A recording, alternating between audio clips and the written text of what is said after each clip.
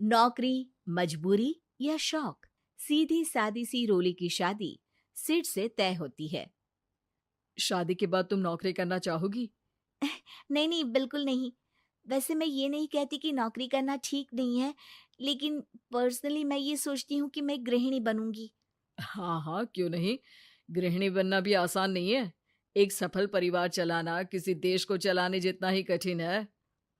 रोली को सिड का साथ और बात दोनों अच्छी लगती है, और फिर वो दिन भी आ जाता है जब दोनों की शादी हो जाती है।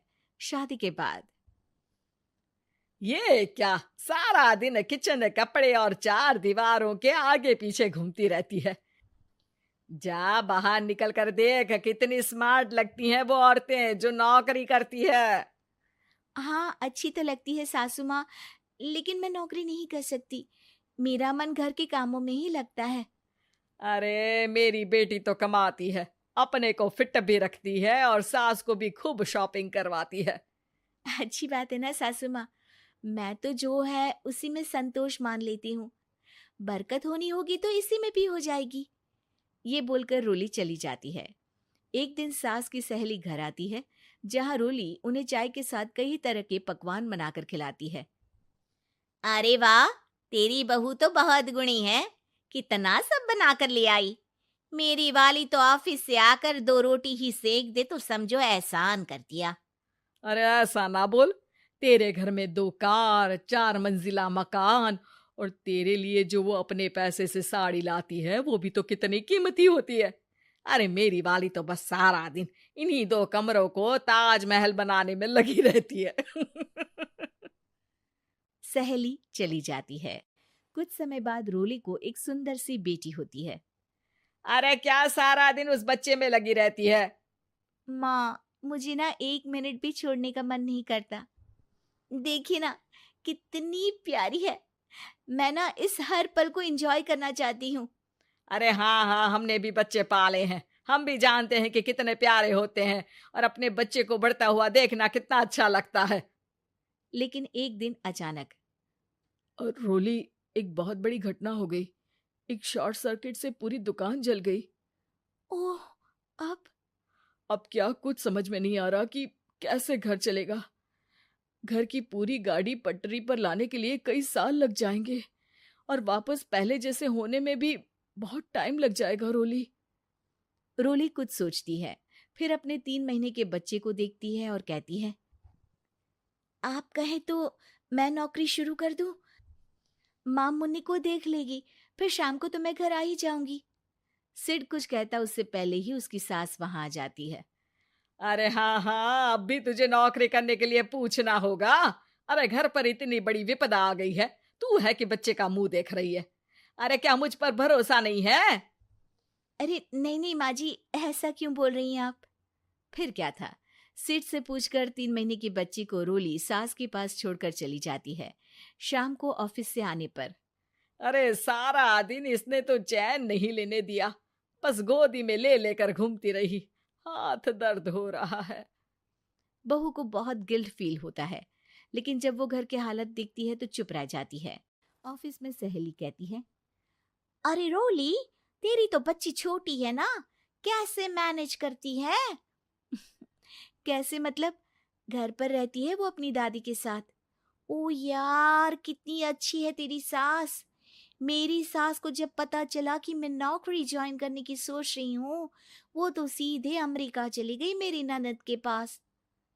अच्छा, फिर तू कैसे मैनेज करती है? अरे मैंने तो फुल टाइम मेड रख ली है। ओहो, वो तो बड़ी महंगी होगी ना? हाँ यार, लेकिन कमाई भी तो हो रही है ना। यार, मैं तो कभी अपना बच्चा इनके मम्मी पापा के पास ना छोड़ू।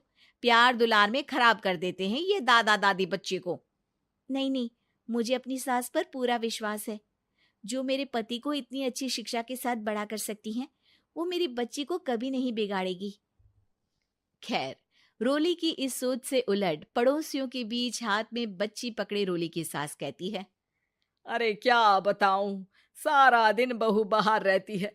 पहले अपने बच्चे पालो, फिर बच्चों के बच्चे। अरे अपना जीवन तो कुछ रहा ही नहीं। अरे नहाने भी जाती हूं ना तो इसे साथ रखती हूँ, कल को कहीं गिर गई या चोट लग गई तो बहू तो हमारी खाल उखाड़ लेगी ना। अरे ऐसा भी क्या डरना बहू से, नौकरी थोड़ी की है उसकी। अब क्या बताऊं, पढ़ी लिखी लड़कियां हैं आजकल की। चलो चलती हूँ, सब्जी बनाने का वक्त हो गया है। बच्चे आएंगे तो खाना तो बना मिले। सास ये बोलकर वहां से चली जाती है कि तभी रोली ऑफिस से घर पहुंचती है। बाहर पड़ोसियों को देखकर, नमस्ते आंटी जी, कैसी हैं आप? अरे बहुत अच्छी हूँ, लेकिन तेरी किस्मत तो सबसे अच्छी है। क्या सास पाई है, मोती दान किए होंगे तूने। तेरा बच्चा भी देखती है, खाना भी बनाती है। बेचारी बहुत काम करती है तेरी सास। हाँ आंटी, सही बोल रही हैं आप। अब ऑफिस भी दूर है तो आने जाने में वक्त चला जाता है। खैर चलती हूँ। हाँ हाँ बेटा जाओ, गर्मा गर्म खाना खाओ।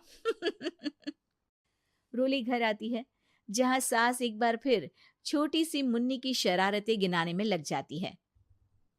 अरे आज तो इसकी वजह से मुझे 2 बार कपड़े बदलने पड़े। बार बार पानी गिरा दे रही थी। दोपहर में थोड़ा सोचा कि आराम कर लूं तो दूध के लिए रोने लगी। हाय, मैं तो परेशान ही हो गई। रोली को सास की बात अब कुछ अजीब लगती है, पर वो जल्दी से कपड़े बदलकर किचन में जाकर रोटियां बनाने लगती है। सारा महीना काम करने के बाद रोली को सैलरी मिलती है। वो पैसे लेकर सीधे सास के पास जाती है। माँ जी, ये मेरी सैलरी। आपने हर कदम में इस घर का साथ दिया। मैं नौकरी करने के पक्ष में नहीं थी। मैं तो अपने बच्चे को बढ़ता देखना चाहती थी। मैं थोड़े में भी खुशी थी। कभी मैंने आपको किचन में पैर नहीं रखने दिया था। घर की मुसीबत नहीं आती तो मैं कभी इन जिम्मेदारियों को आप पर पड़ने नहीं देती। अब सास समझ चुकी थी कि उसकी गलती कहाँ है। हाथ में पैसे देखकर कहती है, मैं पढ़ी लिखी नहीं थी तो पति ने भी कभी पैसे हाथ में नहीं रखे। बेटे ने भी गल्ला संभाला, लेकिन तूने मुझे समझा। ये मेरा सम्मान है कि एक बहू होकर तूने पूरी सैलरी मेरे हाथ में रखी बेटा।